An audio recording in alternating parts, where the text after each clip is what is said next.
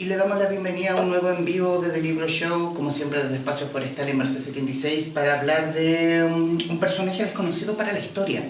Un revolucionario de esos que la resistencia también olvidó. De Aldo Marín, Carne de Cañón, que es el libro que nos reúne y en el cual estamos con el periodista y escritor Juan Cristóbal Guerrero. Juan Cristóbal, bienvenido. ¿Qué tal? ¿Cómo te va? Gracias. Juan Cristóbal, antes de comenzar, siempre le pregunto a mis invitados acerca de cómo llega la idea. Y en este caso la idea, me interesa mucho saber cómo se gesta esto. ¿Cómo llegas en el fondo? En dos preguntas. ¿Cómo llegas a Aldo Marín, primero? ¿Y cuánto demora la investigación y desarrollo para llegar a este libro? Bueno, a la hora de producir un libro, hay los rubros, los géneros distintos tienen caminos distintos. Digamos. La otra vez estaba leyendo una crónica muy buena de Pedro Mairal, como él llega a la novela Una noche con Sabrina Love, que se le ocurre una vez una noche en un country en Buenos Aires, leí una historia a partir de algo que está viendo en la televisión. Y él mató una noche y finalmente se gana el premio de novela, no sé, de Buenos Aires, gana $50.000 y cambia su vida a partir de una idea que se le ocurre viendo la televisión. Las novelas tienen esa cosa, que de repente uno ficciona una historia a partir de algunos hechos que uno manipula, pero el periodismo es todo lo contrario. O sea, la novela parte desde un hecho real que uno ficciona, el periodismo parte desde un hecho aislado que uno tiene que reconstruir completo, pero en la realidad. O sea, la novela es como hacia arriba, claro, hacia el cielo, y la investigación periodística es como hacia abajo, es como minería. Hay que empezar a escarbar.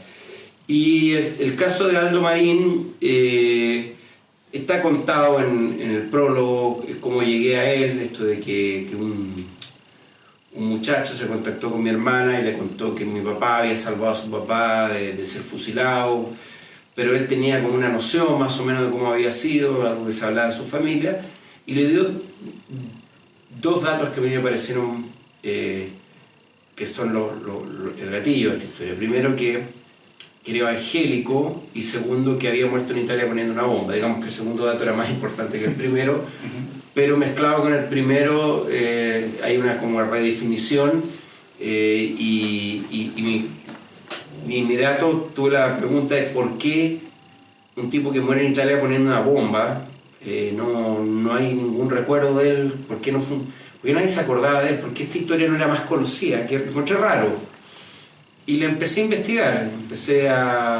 investigar, preliminarmente, se me ocurrió que podría ser una investigación, podría ser un libro interesante, pero desde un comienzo tuve pocos elementos, o sea, había una historia muy, muy general, había un esbozo de lo que había pasado, y yo creo que el momento decisivo fueron dos. Uno, cuando me junté con Aldo Marín hijo, que me pasó unas carpetas con unas cosas de su papá, y entre ellos una foto de su papá que está en el libro, que la manda de Italia, que sale un tipo muy plantado, muy fuerte, ¿sí?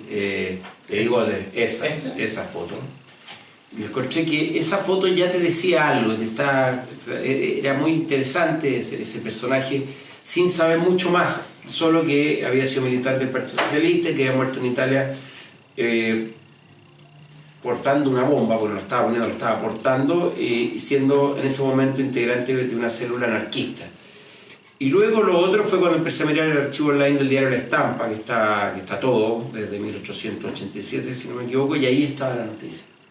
Y estaba la noticia muy extensa, con muchos días de cobertura, y ahí yo empecé a investigar lentamente esta historia, y a la medida que avanzó el tiempo, cada vez más rápido, digamos.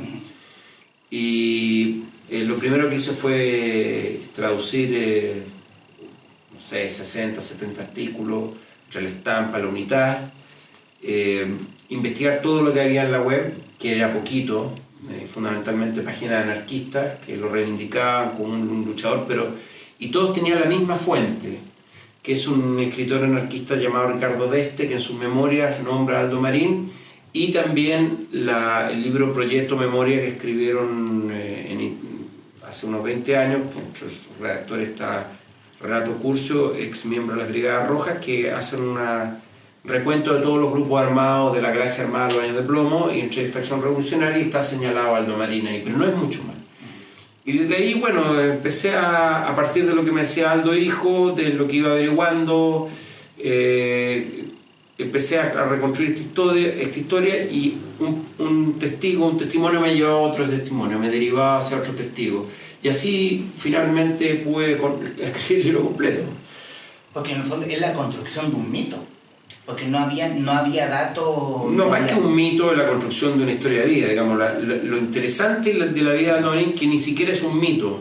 No hay nada que... No hay una idealización. Hay cierto grupo marginal anarquista que lo había levantado como un luchador caído, pero sin profundizar en nada. Mientras que en general no había por dónde informarse. Incluso él había sido militante del Partido Socialista, unos decían que había sido el GAP, otros decían que había sido el PSLN, siempre había como información contradictoria, pero esas mismas callejones sin salida, esas mismas informaciones contradictorias, encontraba un personaje que sí lo había conocido y que te derivaba hacia el testigo correcto, digamos, ¿no? El hecho que él, por ejemplo, yo sabía que había trabajado en el cementerio general y fui al cementerio general y hablé con trabajadores antiguos que sí lo conocían, y esa parte del cementerio general más o menos la pude reconstruir. Toda la parte familiar fue mucho más fácil porque ellos tenían los recuerdos mucho más claros y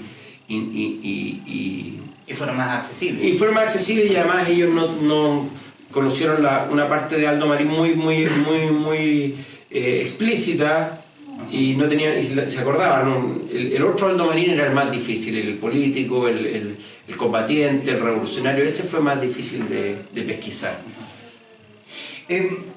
Quiero irme también a la historia, porque comienzas con la historia de vida, con el pequeño Aldo, por decirlo de alguna manera, corriendo por Vallenar. Familia evangélica, familia evangélica convertida. Claro, eso es bien interesante, las conversiones de los episodios que cambian la vida de los Marín. Yo creo que son tres. Primero, ellos vivían en la Majada Los Verdes, cerca de Vallenar, que era como un vergel, así como un pequeño paraíso primitivo. Se muere el abuelo y se tienen que ir a Vallenar. Y luego en Vallenar se enferma la hermana, y para salvarla y hacen como una manda con una hermana evangélica que supuestamente es milagrosa, y se salva a la hermana y se convierte toda la familia fervorosamente, ¿eh?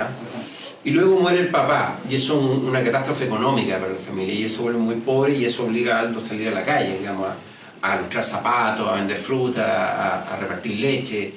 Y todos esos episodios de alguna manera van moldeando quién es el personaje finalmente. También tienes un aspecto, el aspecto donde pones a Juvencio, el hermano mayor, y versus Aldo Marín Piñones, donde claro, uno muy circunspecto, muy ordenado, Hoy un destacado pastor de la iglesia. Hoy destacado pastor evangélico, mientras este hermano loquillo, o la oveja negra. Era el bueno y el malo, y eso la misma hermana Otilia dice que en algún momento lo habló con la mamá, que esas etiquetas que le pusieron a los dos hermanos, finalmente Aldo de alguna manera lo resiente.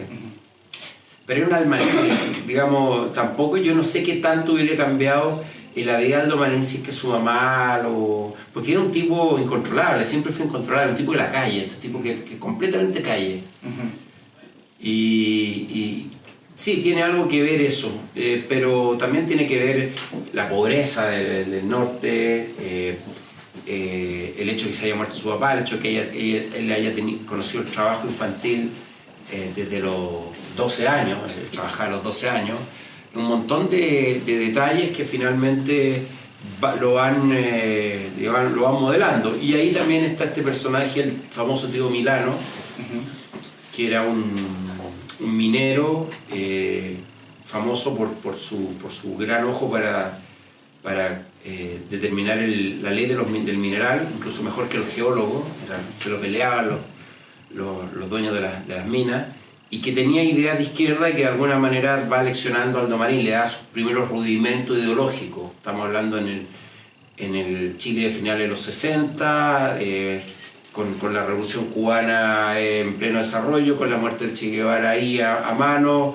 con la elección del 1970 a Portas y con toda la ebullición política en una zona donde la izquierda era muy fuerte. que era Vallenar, Copiapó, Caldera, todo lo que hoy sería la tercera región.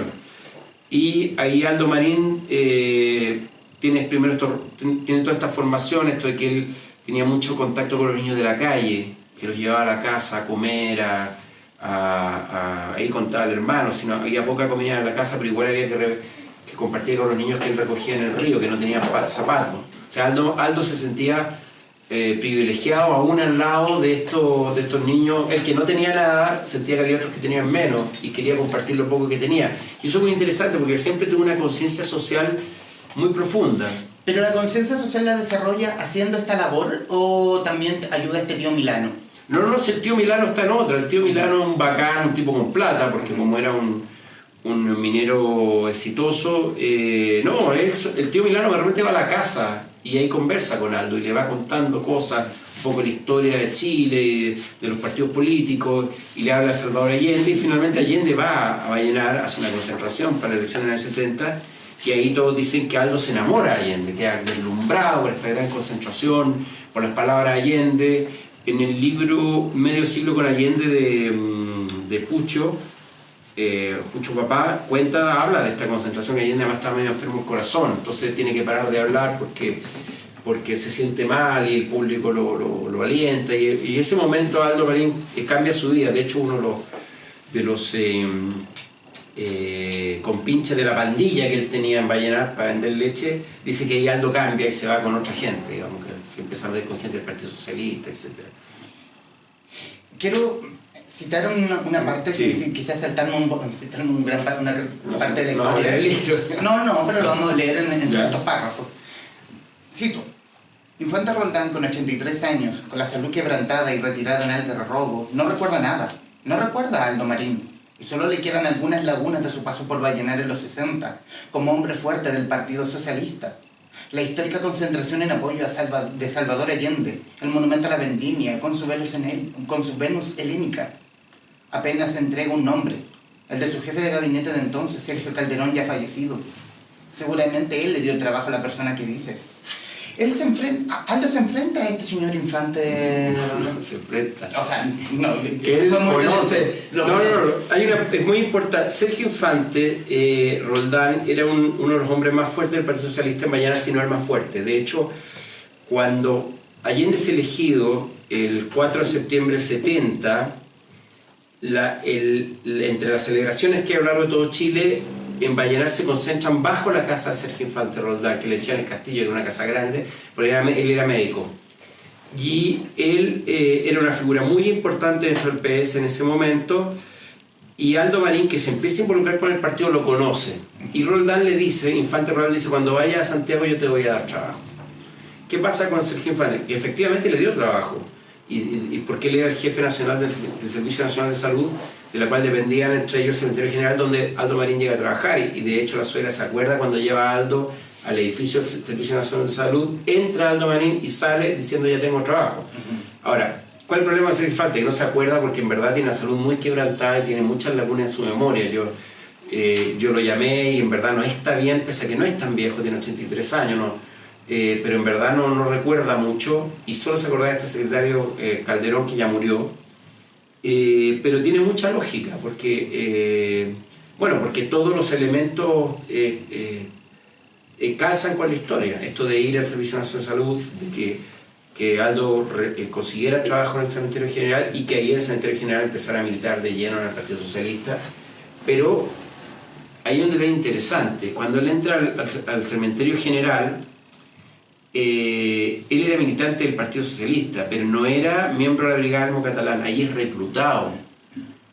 Según lo que me dijo el dirigente regional Santiago, Juan Rusque, ellos mandaban en el Cementerio General. Así me lo dijo. Nosotros mandamos. Sí. El que entraba al Cementerio General del PS era nuestro.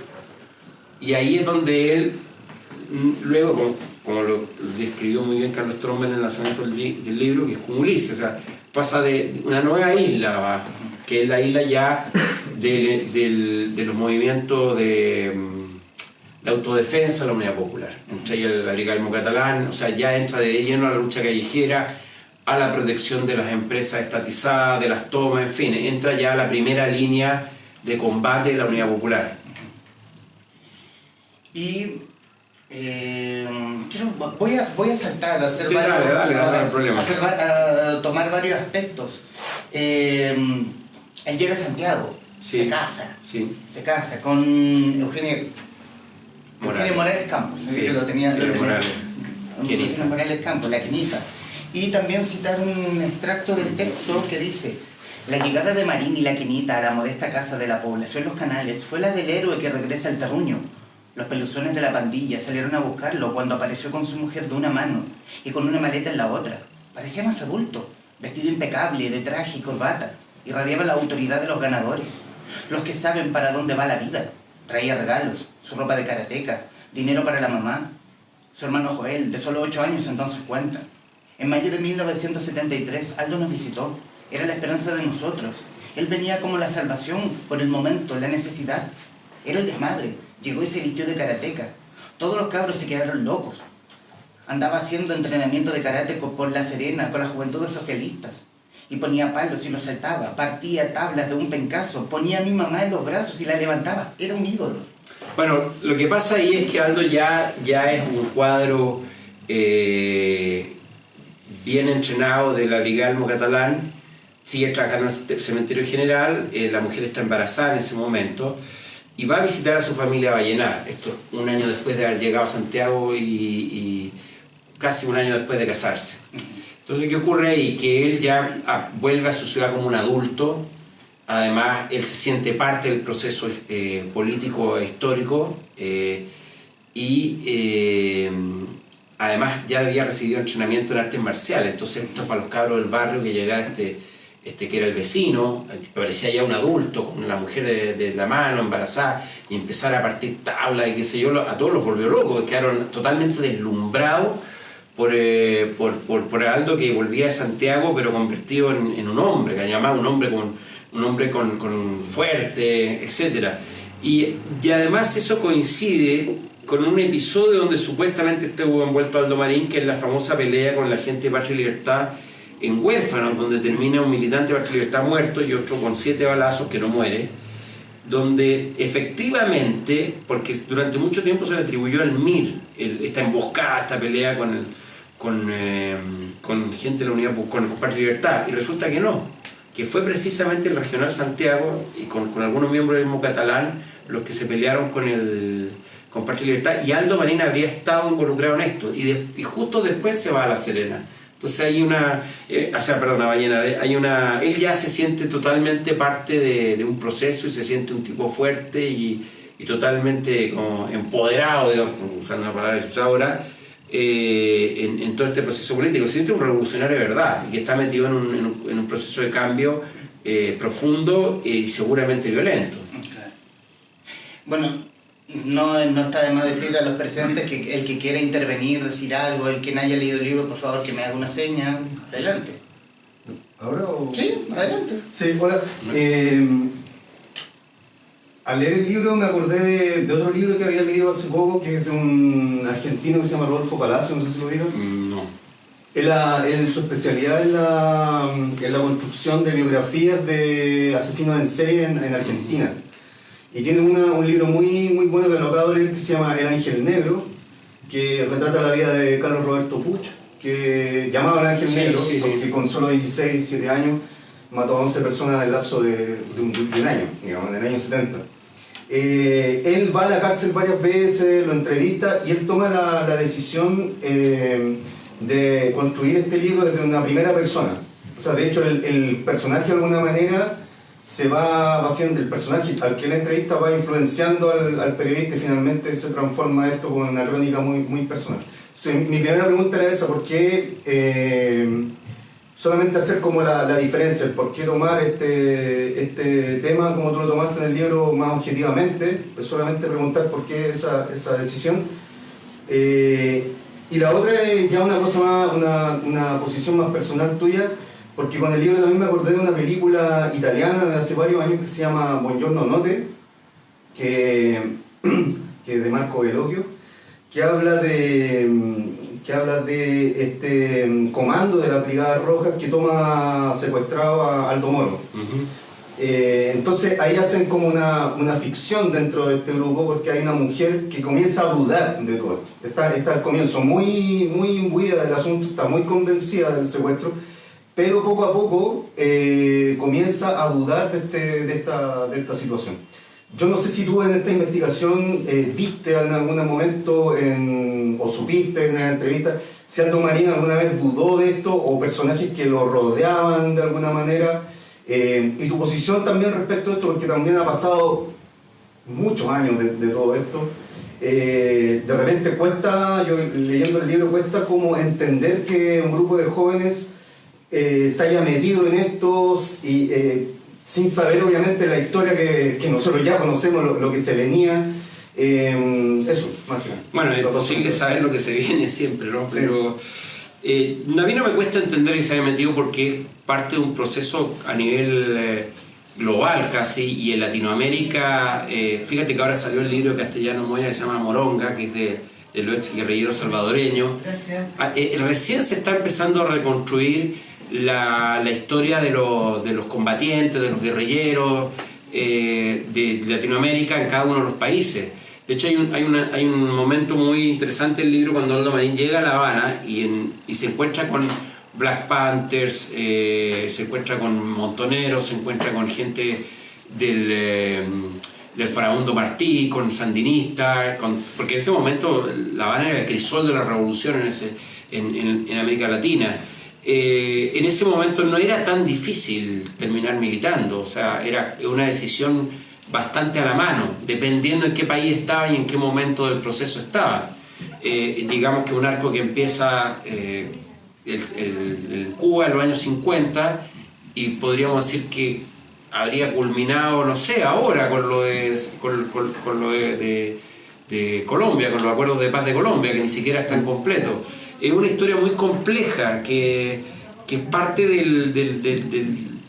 de la misma tensión social e histórica que tiene Latinoamérica. ¿Por qué Aldo Marín queda ahí? Porque en el fondo muchos fueron ahí, muchos tomaron la decisión y con menor o mayor éxito la gran mayoría, culmina toda esta historia.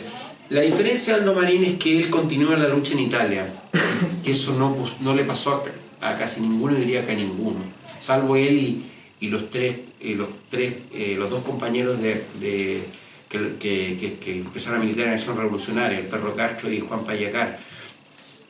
La mayoría de los que llegaban a Europa se tomaban por último un descanso, se replegaban y empezaron a preparar, si seguían en el tono de la lucha, un regreso a Latinoamérica para combatir en sus respectivos países, o se sumaban a, qué sé yo, la Revolución Sandinista, o algunos incluso como Galimberti se fueron a pelear a la OLP.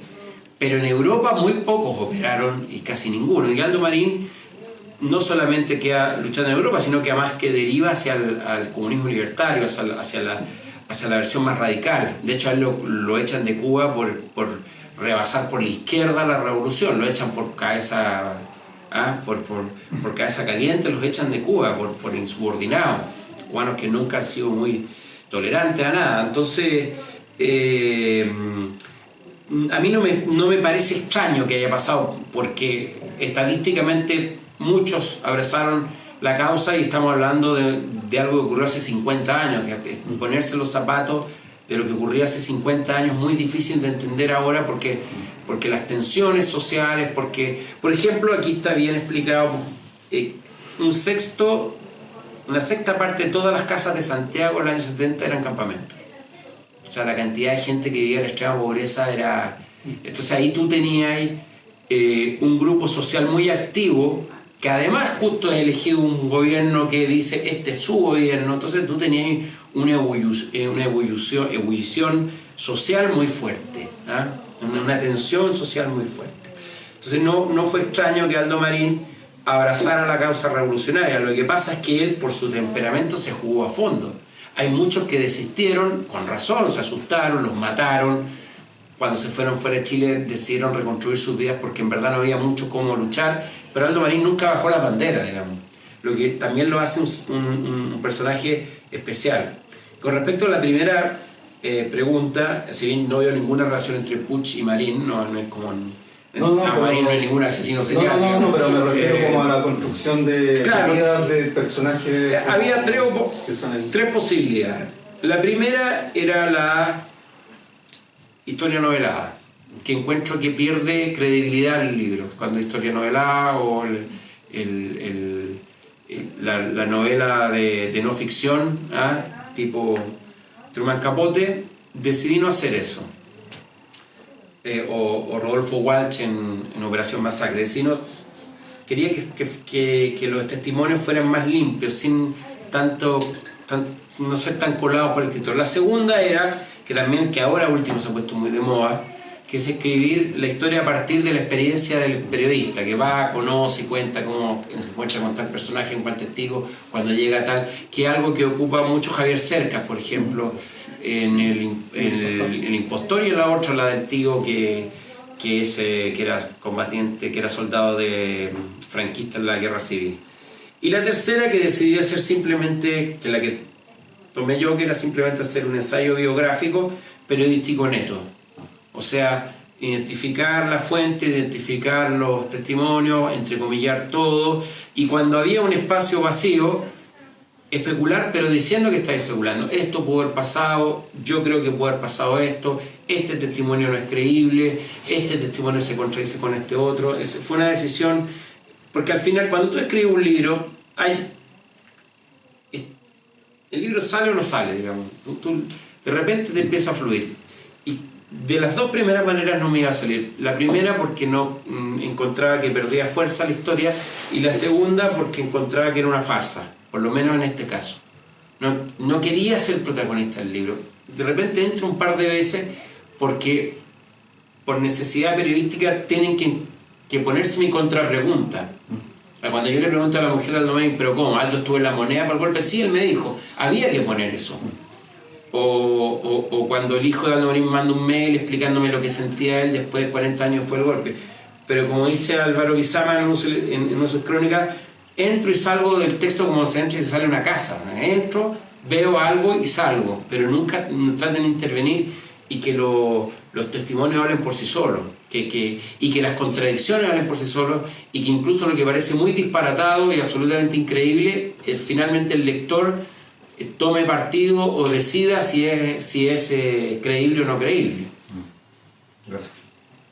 ¿Alguien quisiera? Sí, por favor. Juan Cristóbal. Hola. Escuché una entrevista, no leí el libro todavía, pero que hablaba como que tú partiste escribiendo otra cosa, o querías escribir otra cosa, y te apareció. Sí.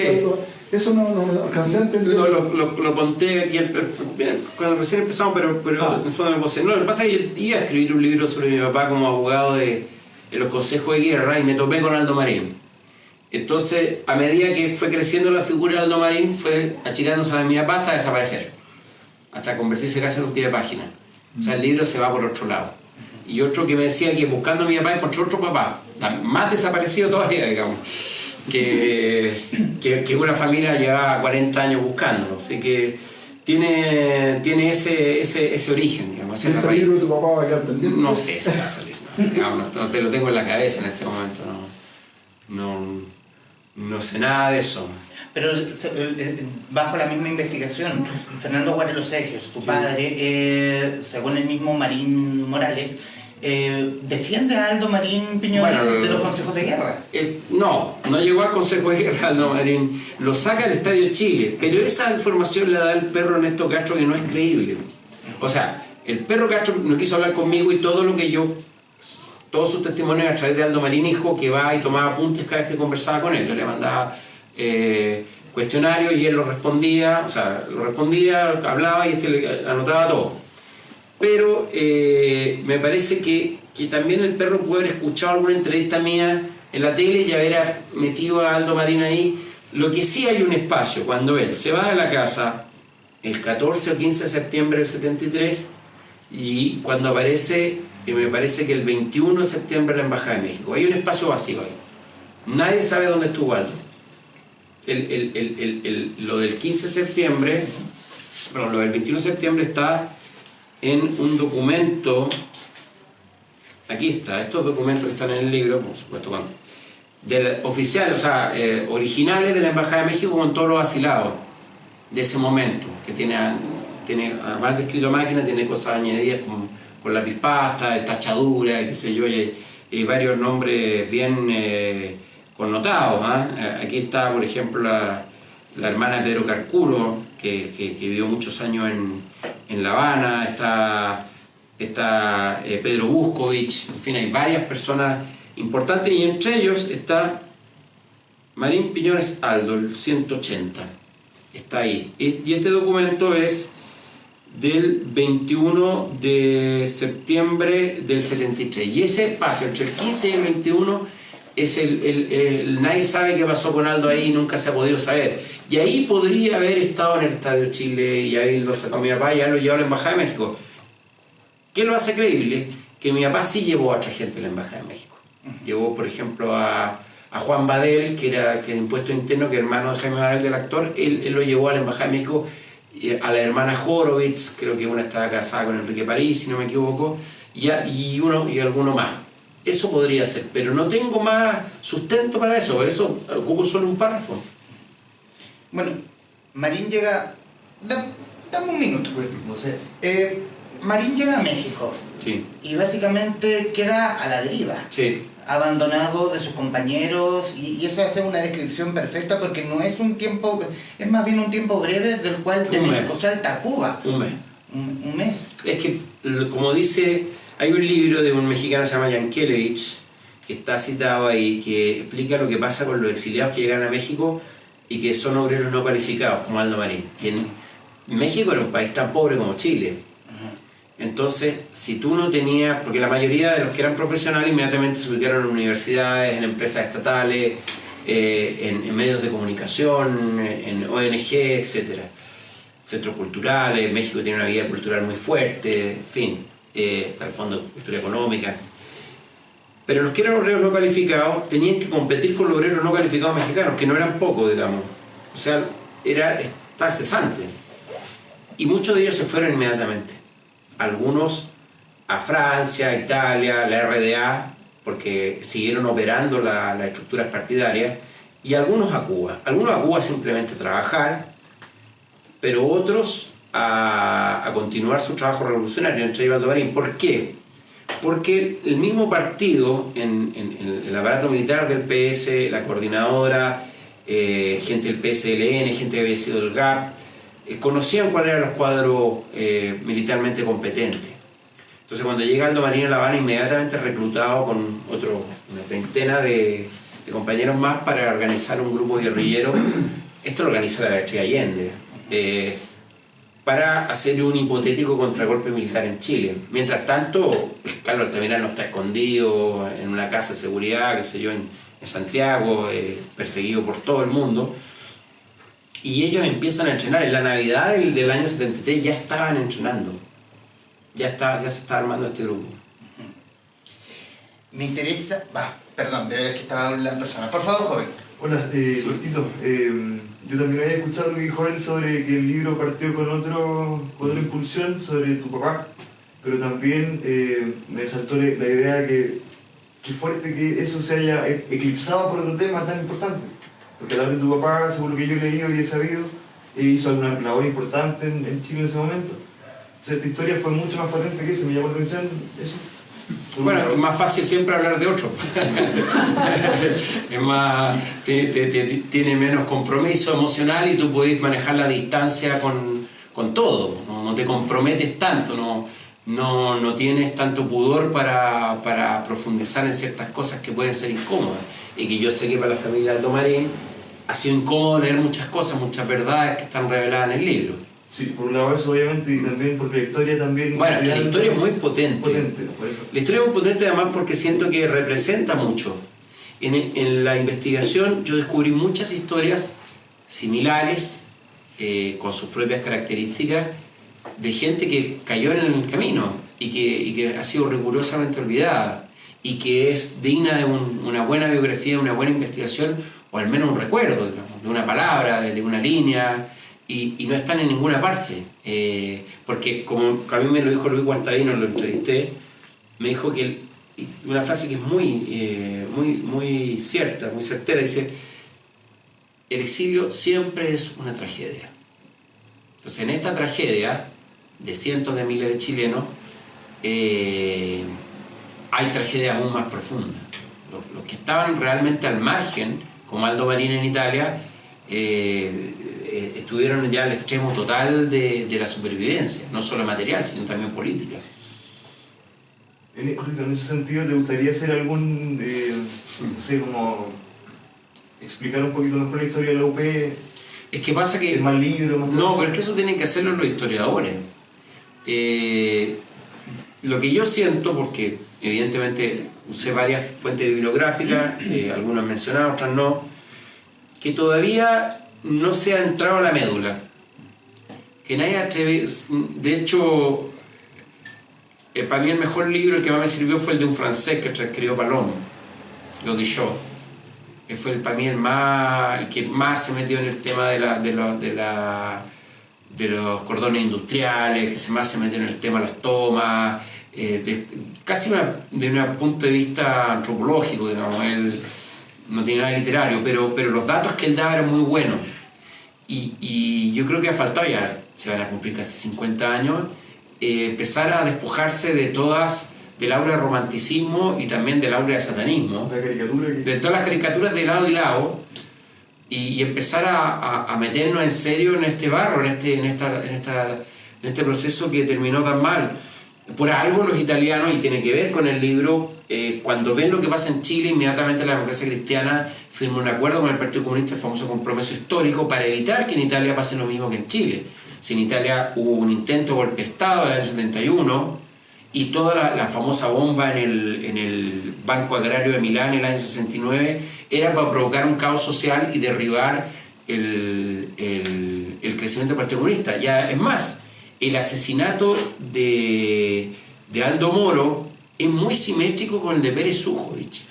O sea, la consecuencia para Allende del asesinato de Pérez Sujovic fueron devastadoras. Le cierra la puerta a la negociación con la democracia cristiana.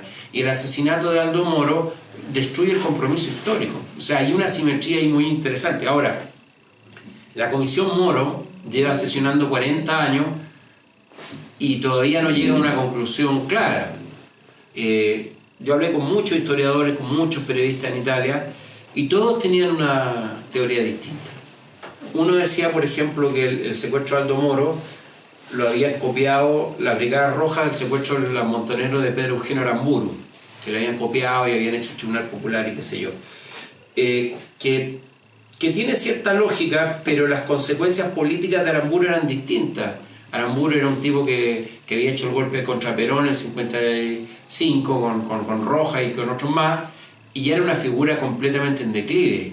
Aldo Moro era como el alma de la democracia cristiana, siendo que era solamente un diputado en ese momento, era el alma total de la democracia cristiana, como un santón, digamos, amigo de Paulo VI. Digamos, Paulo VI ni siquiera se viene a negociar con la Brigada Roja y también lo mata un poco.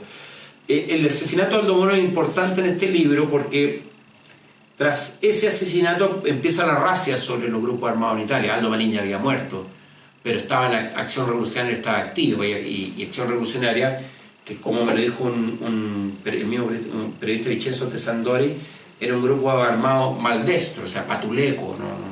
Nadie lo tomaba muy en serio, porque no tenía ni la eficiencia de la Brigada Roja, ni de primera línea, ni la inserción popular de los núcleos armados proletarios. Era un grupo, en verdad, era un grupúsculo, ¿no? Pinochet hablaba de los grupúsculos. Bueno, era netamente un grupúsculo. Es muy raro que cometía una torpeza tras otra, que sus tres mártires son Aldo Marín y Atilio Di Napoli, que mueren portando la bomba en Via Capua el 4 de agosto del año 77, y Salvatore Sinieri, que muere apuñalado en la cárcel. O sea, imagínate, esos son no tiene muertos en enfrentamiento. O sea, a ese nivel, o sea, se matan entre ellos, a ese nivel. Y además, que está contado en el libro, hay dos detalles importantes. Los grupos de la Galaxia Armada estaban casi todos infiltrados. Y esa es la gran teoría de que al final Aldo Moro lo manda a secuestrar la OTAN y matar la OTAN a través de la Logia P2, del Servicio Secreto Italiano y de gente de la democracia cristiana, entre ellos Giulio Andreotti. Acción Revolucionaria y eso lo explica muy bien un periodista extraordinario. Yo creo que él como periodista debe ser uno de los tipos más potentes que he conocido en mi vida. Gianni Flamini, que vive en Bolonia, que me atendió en un departamento precioso, una biblioteca increíble, que él tenía el mejor archivo de acción revolucionaria de todos los que encontré. O sea, yo fui a la policía del Estado en Italia, fui a los tribunales, pero solo Gianni Flamini fue capaz de pasarme así una carpeta, con expediente judicial y qué sé yo. Y Gianni Flamini sostiene que la Galaxia Armada fue impulsada completamente por la OTAN. Acción Revolucionaria está infiltrada a través de Vito Messana, que está entrevistado en este libro, que es en Italia llamado el extremista stipendati, es el extremista pagado, y que es un tipo de una inteligencia superior y además de una maldad superior, y por todo lo contrario, un punga que era ladrón, que había sido politizado en la cárcel, se llamaba Domenico Pallera, que termina destruyendo el grupo por abajo. O sea, apenas nace Acción Revolucionaria y está completamente infiltrado, y todo lo que iba. Por eso siempre hay teoría dando vueltas de que si la bomba que llevaba Aldo Marín en verdad alguien la acciona, pero los mismos militantes de Acción Revolucionaria creen que fue un error de Aldo Marín. Bueno, está bastante descrito todas las teorías y todo lo que dicen los diarios, y hay un capítulo completo, digamos, de la muerte de él, porque además es bastante decidor de la tragedia esta que vive. ¿Alguien más quisiera decir algo? Sí, sobre los temas de infiltración, me recordó algo que he estado pensando hace varios años. ¿Por qué en Chile no hay mayor, o si tú como periodista, digamos, hay antecedentes más claros? Patricia Verduga hace algo al final sobre la infiltración en el Frente Patriótico Manuel Rodríguez. Bueno, es una etapa de historia posterior. ¿Por qué el Partido Comunista ha guardado tanto silencio?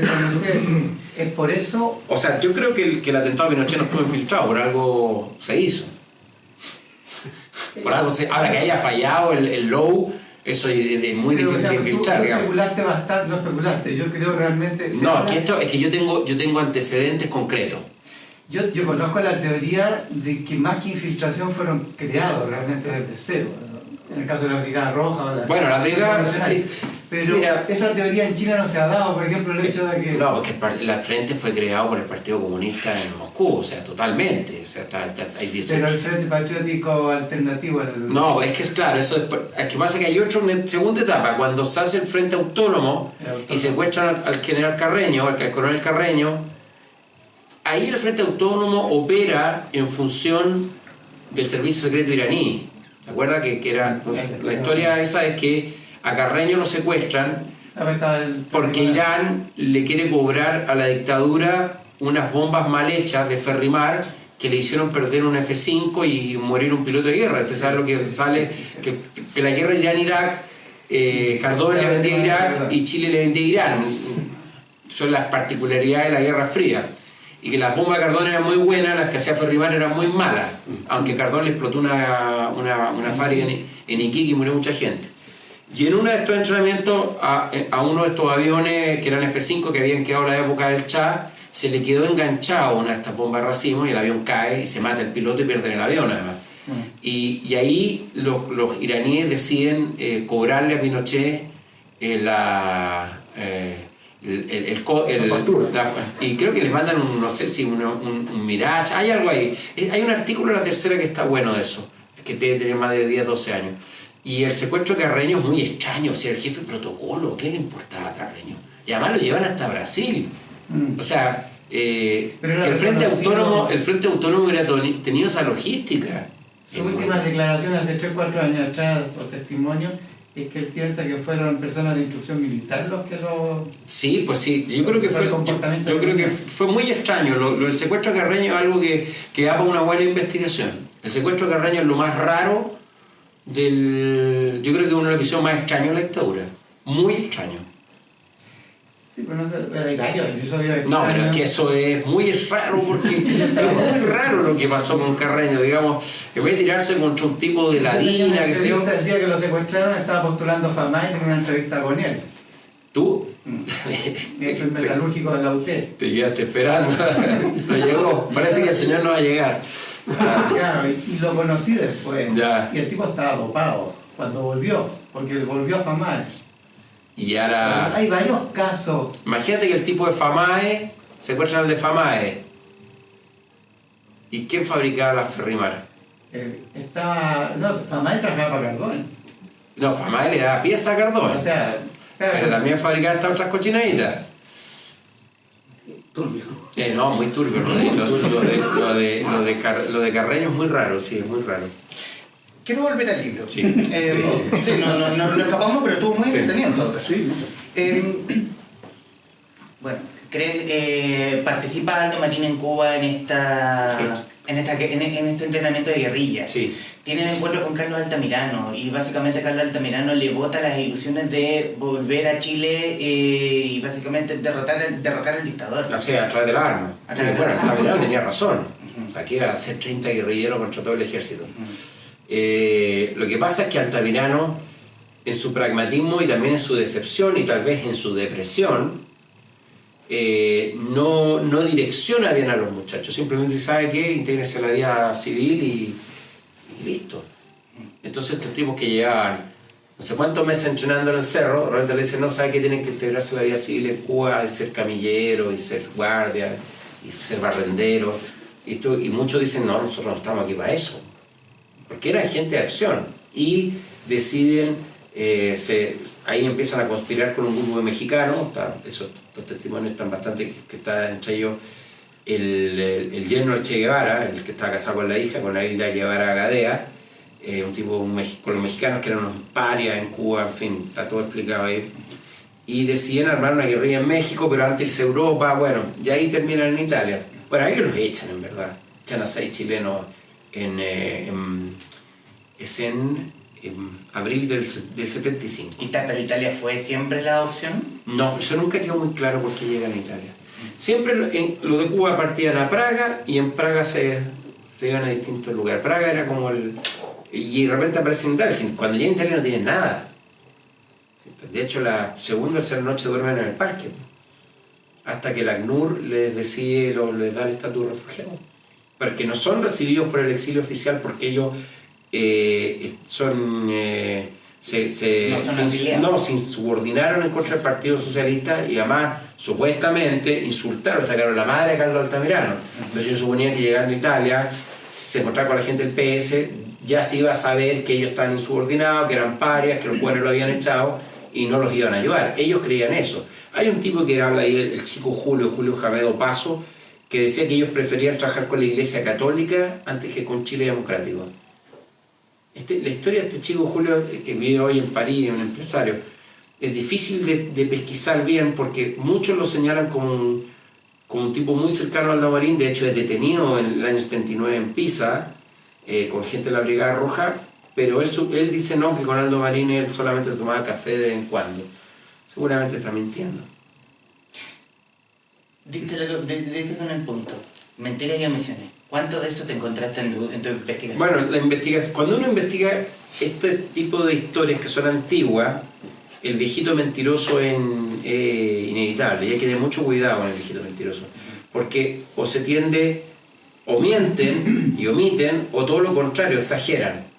Entonces hay un episodio muy gracioso que cuenta uno que en la Universidad de Inti Illimani asaltan a los Inti, les roban la plata y se le entregan a la Cuti. Es una mentira total, es muy divertido, porque además yo vi el diario Inti Illimani que escribió, que era el del propio Marco Berrú, que murió ahora, día por día, y no hubiera dicho, ¿sabes que nos robaron la plata? No era verdad. Hubo sí un incidente en Chile Democrático por una plata que se recaudó por los sindicatos italianos para la CUT y que finalmente terminó financiando el Partido Socialista. Pero no es como lo cuenta, es que era un tipo la voz el que cuenta esta historia, el Tito Pavlich, el yugoslavo. Tiene también en la reconstrucción del mismo Aldo Marín la reconstrucción de la imagen más allá de la cosa romántica, más allá de la cosa heroica de la unidad popular. No tiene nada romántico este libro. Claro, no, claramente De una vez de romanticismo. Claramente sale de eso. Él habla de una institución más bien compleja entre todos sus caudillos, el mismo Altamirano, por ejemplo. Bueno, es que la Unidad Popular era un conglomerado de partidos, donde había distintas sensibilidades y que además justo está en el auge de los grupos guerrilleros y revolucionarios en América Latina, que es un poco lo que le pasa también al tercer gobierno de Perón. O sea, hay una institucionalidad democrática con las particularidades que tienen los argentinos. Yo no quiero hacer ninguna simetría ahí. Entonces, ¿cómo tú metes en la institucionalidad de la democracia, entre comillas, burguesa, a los grupos revolucionarios que tienes adentro de tu conglomerado? Entonces, para el Partido Comunista, con su pragmatismo total, dijo no, hay una institucionalidad, nosotros teníamos que construir, avanzar a partir de lo construido. Y fue el menos beligerante. Luego había grupúsculos, porque si yo, los Mapu, que eran tres gatos, pero había tipos muy complicados. O sea, el mismo Regional Santiago del Partido Socialista era muy beligerante, tenía mucho poder, era el regional más grande de Chile, tenía mucho poder, manejaba muchas empresas estatizadas, y yo siento que no fueron leales con Allende. ¿Por qué? Porque por un lado trabajaban en la nacionalización de las empresas, pero por otro lado iban incendiando todo en el camino.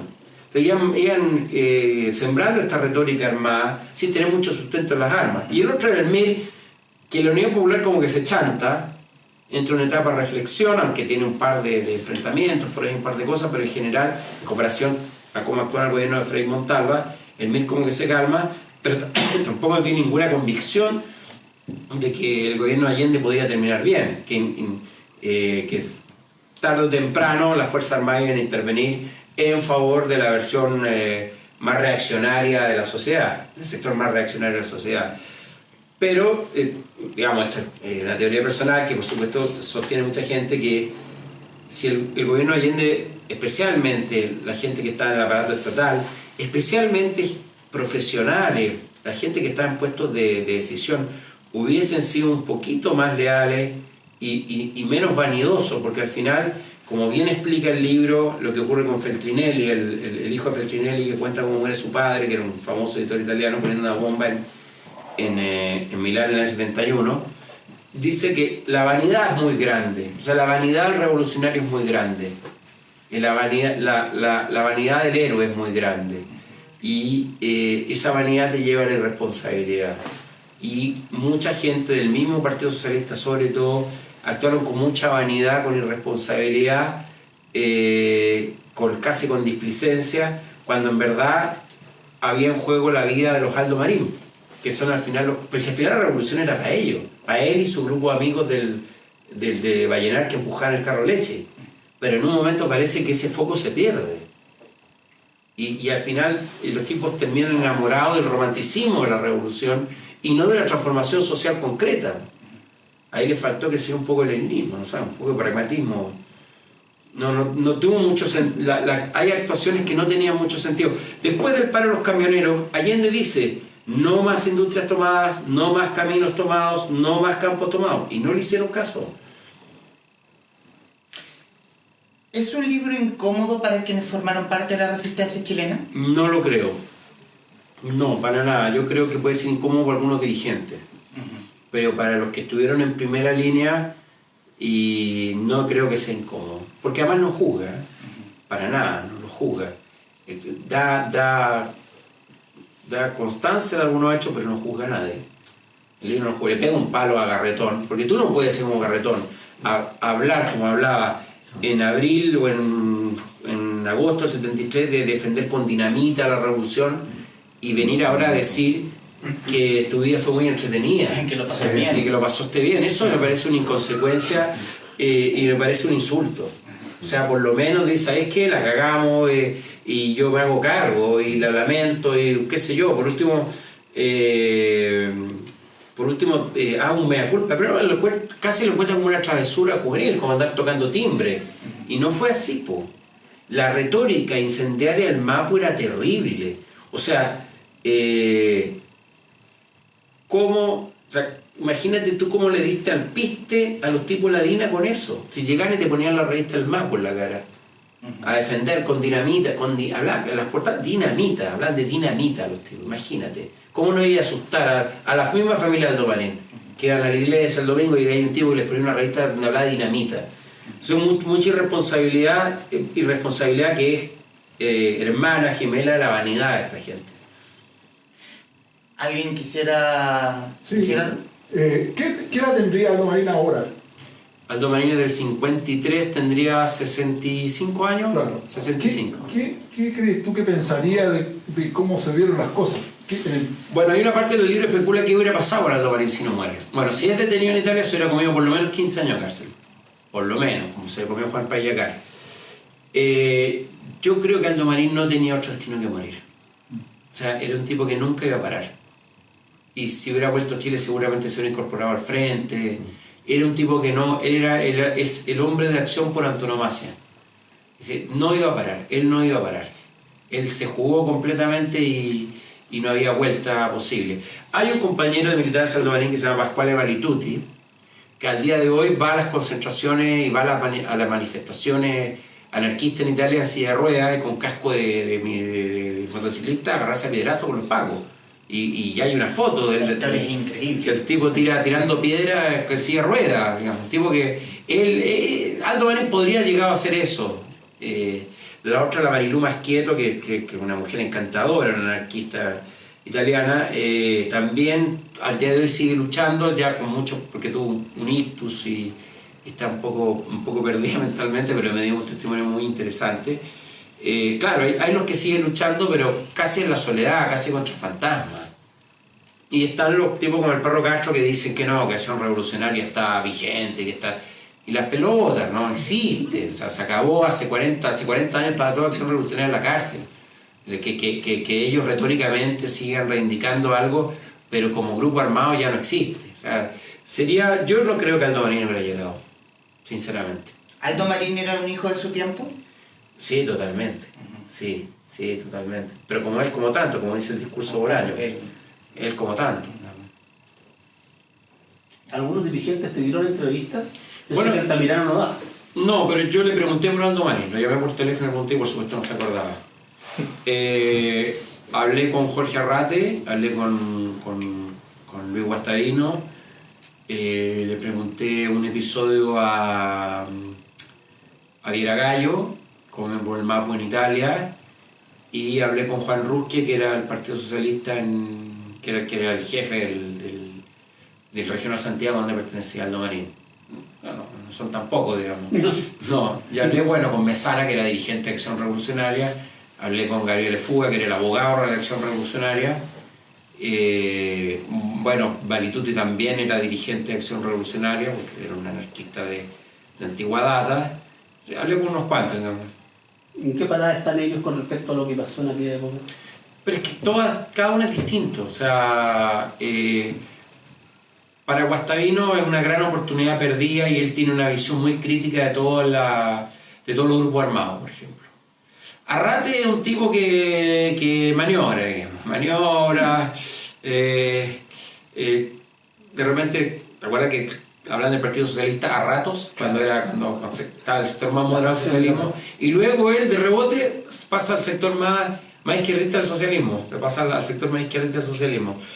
Yo lo que esté en la parada que estén ellos, en verdad, ahora me parece totalmente irrelevante. Irrelevante en la medida que no sea una burla. Primero que no desconozcan su propia historia y que no se burlen de los caídos. Que no se la tomen a la chacota. Que es lo que a mí me reta particularmente Garretón. Que no se tomen a la chacota, a la tragedia. O sea, que ellos estén arrepentidos, desilusionados, que hayan bajado los brazos, me parece es parte de la historia personal. Pero creer que esto fue un chiste no es así.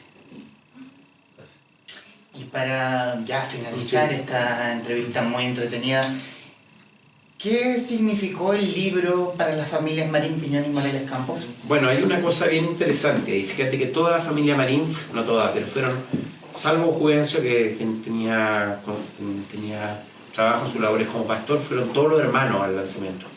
Y de esos hermanos, en verdad todos los hermanos que estaban ahí, habían visto por última vez a Aldo Marín en mayo del 73, cuando fue a visitar a Vallenar.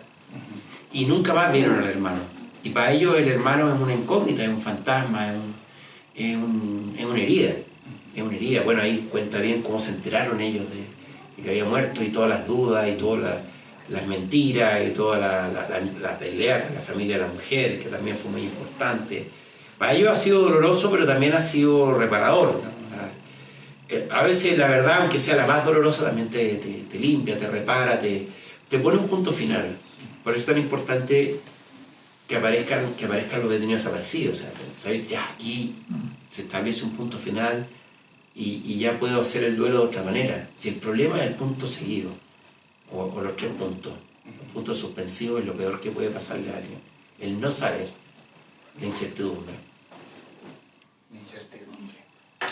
Bueno, señores, no me queda más, en mi caso, como lector, porque yo me devoré mucho este libro, porque lo encontré estremecedor. La historia de Aldo Marín es muy entretenida, digamos como historia, y no me queda más que recomendarle a los que nos están viendo ahí, y los que nos están viendo ahí, Aldo Marín, Carne de Cañón, de Juan Cristóbal Guarelo, editado por Debate, y que lo pueden encontrar obviamente en Queleo Forestal, Merced 76, Comuna de Santiago. Es el aviso publicitario de quien nos recibe en esta casa. Juan Cristóbal, muchas gracias por este rato para conversar. Gracias.